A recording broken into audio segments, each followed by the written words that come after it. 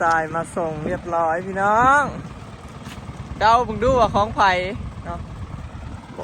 สลอยสั่งมาพร้อมกันกับพอทะเลินเนาะอีกของเฮาน่ะอยู่เดินสวนเนาะเสียเทือนนั่นแหละพี่น้องสั่งมาแล้วก็เห็ดตูบแน่ปูพื้นตูบแน่เนาะอยู่สวนอันนี้เป็นของไผ่พี่น้องรถเข้าไปหูจักบอ ของพอทะเลินจ้าโอ้อันนี้มีของพอทำพี่จ้ะมีของพอทะเลินนะพี่น้องตายพี่น้องเข้าไปเบิ่งเนาะสบายดีเด้อพี่น้องสบายดีเบิดสุขสุขคนเนาะสบายดียามสายๆพี่น้องเบิ่งเนาะรถส่งหินส่งทรายเขาเจ้าขายนะเฉพาะหินนี่รถละ2,000คือว่า2,300นี่แหละพี่น้องคันเอาขู่กันทั้งหินทั้งทรายเนี่ยคือรถละ3,500เนาะมาไปบ้านนักเนาะ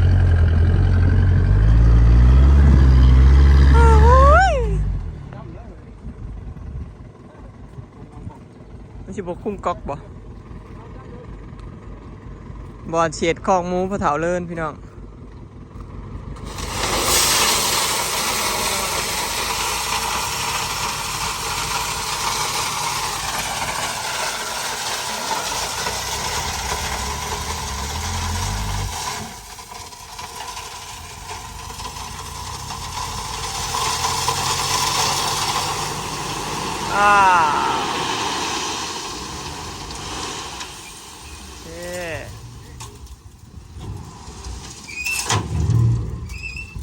เนี่ยเต่ำเนาะมันก่อนเลยโอกาสมาเขาเอาบนเรือดินมันยังบ่ทันแจบซ้ำเลยขนาดนั้นยังยุบลงบ่แห้งเลยถ้าดินมันแจบยังใครอยู่เลยมันผ่านพ้นเทื่อนึงอันนี้มันยังบ่ทันผ่านพ้นเลยพี่น้องมันแจบลงไปอีกมันโพงลมทรายกับทองนี่พ่อเฒ่าอันนั้นเล็กของไฟของเจ้าบ่อ๋อ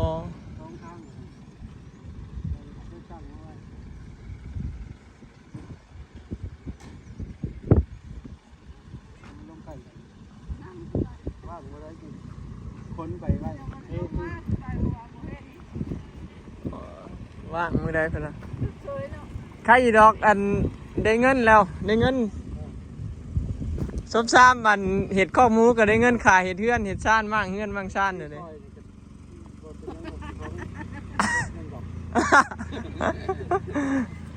ตาเบิ่งพี่น้องโครงการไปกับแต่ละคน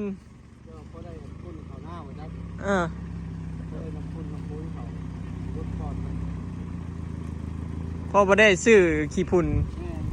พ่อบ่ได้ซื้อคุยใช่เครื่องปลูกของครั้งนี่นะเทต่อกันรถย่านแต่ขี้ข้านปลูกบ้านนี่ฝุ่นมันก็แพงพี่น้องขี้หมูอันสอบละ30 บาทพุ่นโอ้มันโพงลมเนาะ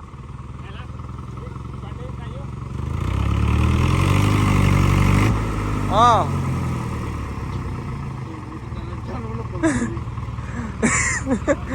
ยังมันคือแงะนั่นน่ะถอยนะแม่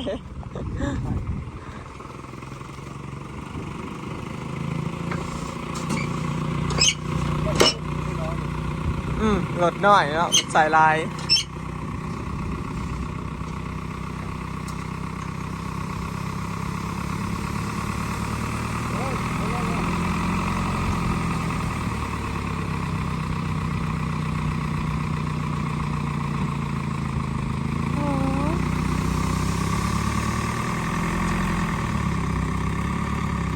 จึง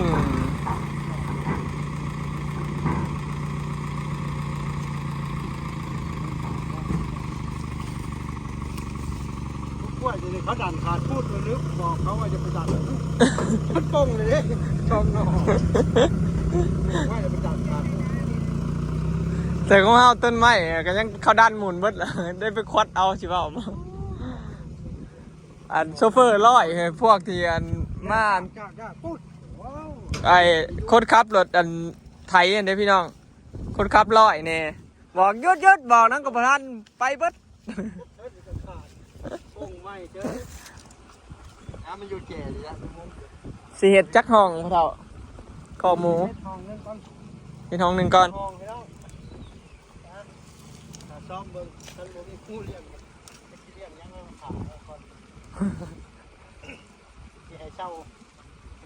สิให้เศร้าบ่อ๋อเดี๋ยวสิเศร้าดอกจ้ะคันบ่เศร้าก็เอาหมูเฮาไปเลี้ยงก่อนก็ได้บัดขายจะเอาอันขาหมูให้ก็ได้นะไม่ยากดอก ข้าว่าอยากเลี้ยงดอกวะ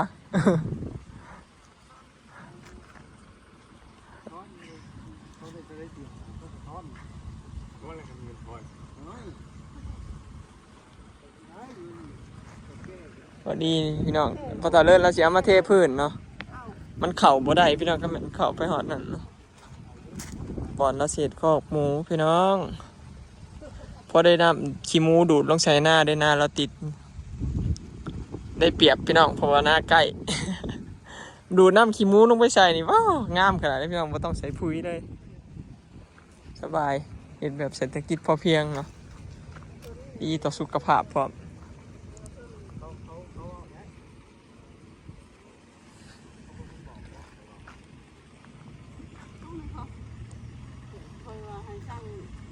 จับหัวนี่เราเพิ่มก็ได้เป็นยังไงเป็นประตู แต่ประตูแค่แต่ข้างกับเขาประตูนี่ ก็เห็นแต่ข้านกับประตูกับแนวเครื่องรถนั่นแหละสิไรเนี่ย เข่าตรงประตูนี้บุรีบุพอดจำเป็นแรก ไม่เห็นประตู ร้ายแล้วใช่ผมว่า มาแล้วล่ะมันปิวเชียไปเบิดได้ใส่ ทอดซีนั่นมันทอดห้าเห็นเพื่อนมันป้าเขาไม่กัน ส่วนร้ายมีแต่ได้ชื่อใหม่แล้วก็เฮาอยู่บ้านยังเหลืออยู่หักได้ชื่อไหม เลยใช่เป็นประโยชน์เนาะ ขั้นหินน่ะใครแน่กล้องไว้มันก็คือเก่าขั้นใช่น่ะถิ่มซื่อ ใช่ลงใช้คนละหมอกกันยอดคงหันมายอดนี่ครับมันเนื้อละครึ่งลงกลางละ แมนก้มมาเริ่ม ลงมองเล็กอยู่ละมันบางทำจับลงขับน้อย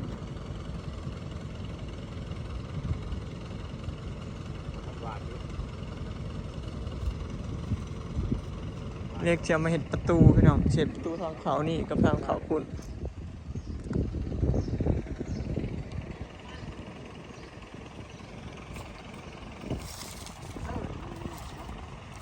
ขนาดเดินเก่ายังยุบเนาะขนาดคือจะเดินใหม่ไหมมันนักเลยเนาะ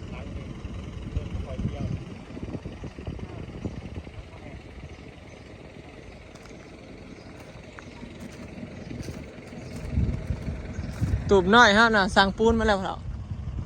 ร้อยว่าสั่งมาแล้วจะสั่งมาบอกปูน บริตั้งเลยให้มันตั้ง อ๋อ ที่ว่ามันลงจอยเพราะว่าเอาเองลง ไปเอาในใดเนาะท่านบลายสอบใครบอก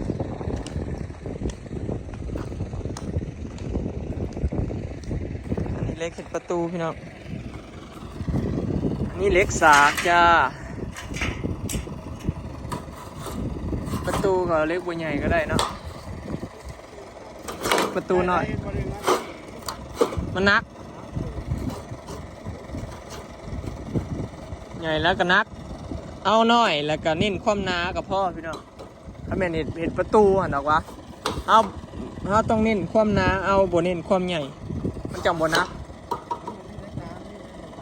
มีแต่บางบ่นี่อ๋ออันปกติมันมีหนาขึ้นเลยเขาเอามาแต่บางเนาะสงสัยจะขายดีมั้งแถวหาดเดียไก่บ้านเขาแต่ว่าไปซื้อห้านเวียดนี่เบิร์ดได้นาสันใด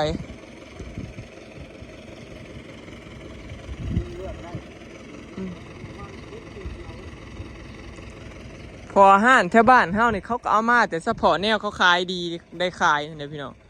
แนวใดเขาบอกได้ขายก็บ่ได้เอามามันบ่คือห้านใหญ่แถวในเมืองเนาะห้านใหญ่ในแถวเมืองนี่ได้ไปได้ก็ได้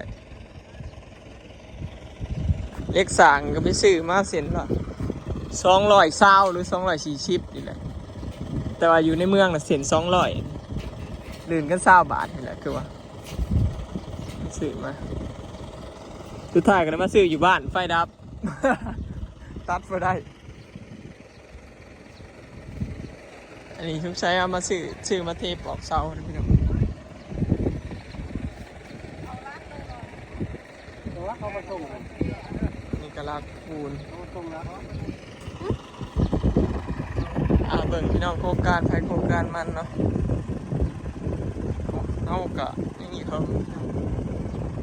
พี่หนาพี่ฮื้อเพื่อละเนาะอยู่ดีมีแห้งหาเงินได้จังสิเฮ็ดของหมูก็ได้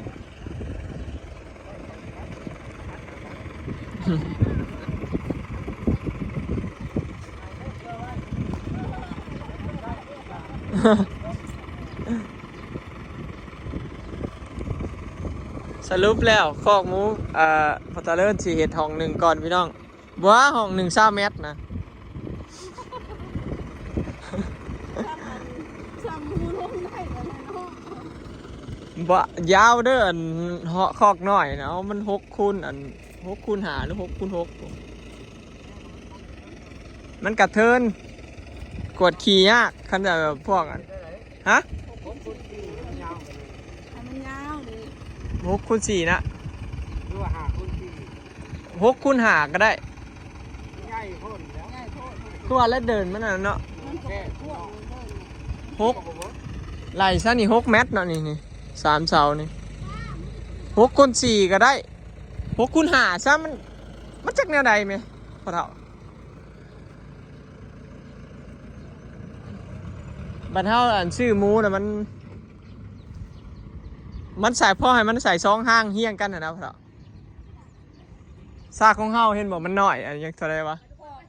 ยเดี๋ยว3 คูณ 3บ่ ข้อมันของเฮามันเท่าใด4 คูณเท่าใด4 คูณ 5นี่เท่าใด อ๋อ ถ้าไปเห็นของแม่เฒ่าแซนมันเลี้ยงสบายเพิ่นเฮ็ดจักเราเฮ็ดเท่าใด6 คูณ 4บ่หรือเท่าใดเนี่ยบ่จื้อบ่เกิน6 คูณ 5นะง่าย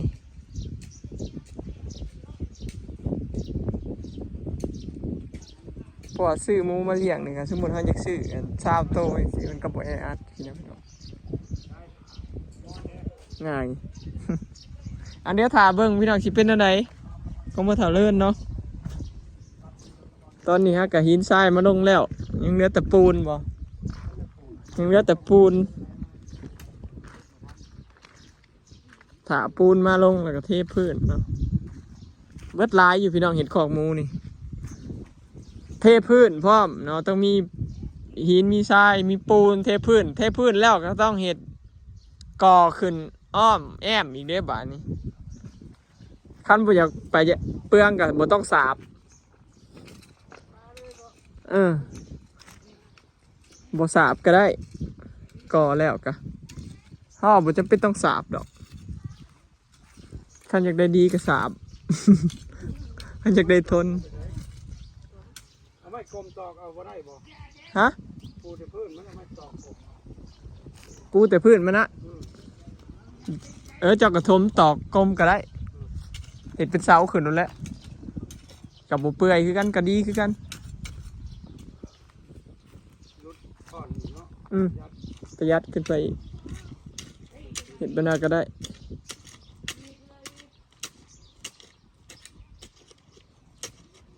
ถ้าเข้าน่ะ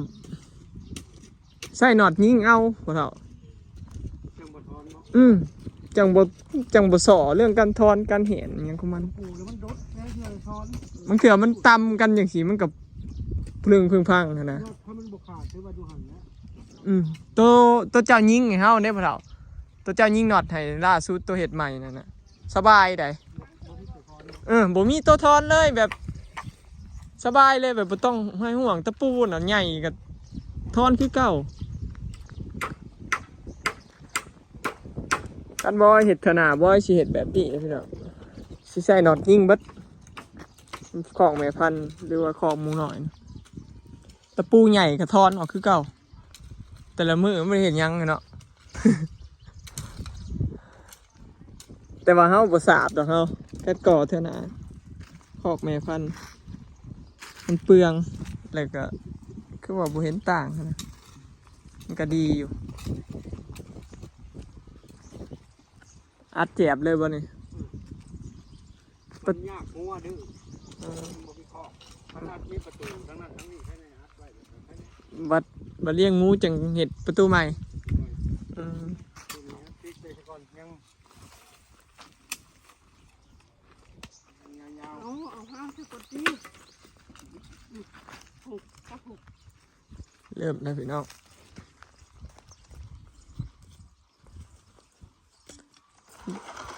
คือสีแล้วปีนี้อยู่ดอกอันข้อมูเล่ากะได้เงินเห็ดตูบได้เงินเห็ดตูบก็ได้เงินเห็ดเทือน ใช่มาเลยนะ